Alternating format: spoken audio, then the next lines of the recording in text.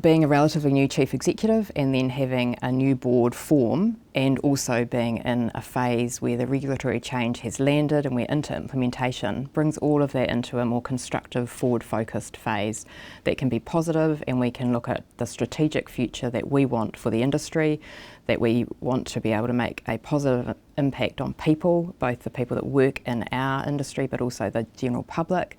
We want to also make sure we're doing the very best for the environment, and those are all really motivating factors for people to come together around and work really hard towards. So it's an exciting, positive phase that we're in now.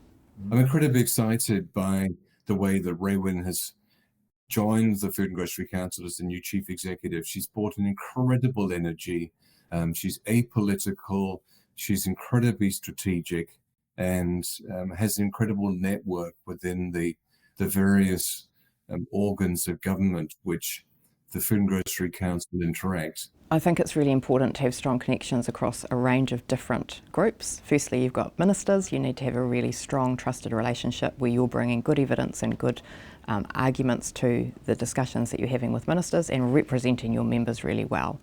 You must have enduring relationships with the officials that report into ministers. They're often there for a long time under different governments. They're experts in their field, but they don't understand necessarily how business works and what the challenges or benefits will be of doing things particular ways, and we can bring that to the table with officials.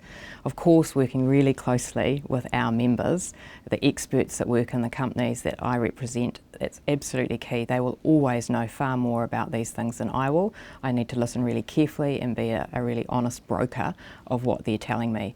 And then there are a whole lot of other stakeholders that might be not-for-profits, organisations like the Heart Foundation, there's academics, and there'll be members of the public, there'll be consumer representative groups. So there's a long list of people, but you always prioritise through listening to your members what's most important, and then maintain those other relationships as well. If business isn't profitable, it doesn't survive, and we need business to be thriving in New Zealand and throughout the global economy for us all to do well and prosper. So that's actually something we should all work hard to enable. And so sometimes I like to point that out to public servants, that that's a necessary thing and that profit isn't the devil incarnate, and educate them about how important it is that business can be efficient and deliver good outcomes, which they actually really care about. If you are respectful and transparent and use evidence base for your arguments, then you can maintain the relationship even if you disagree on the point. And those relationships in my time have gone from strength to strength. I'm really enjoying working with all of the officials. I get good feedback that we're responsive and clear in what we want, and that we gather great information from our members and put officials in touch with working groups, etc., and that's really positive.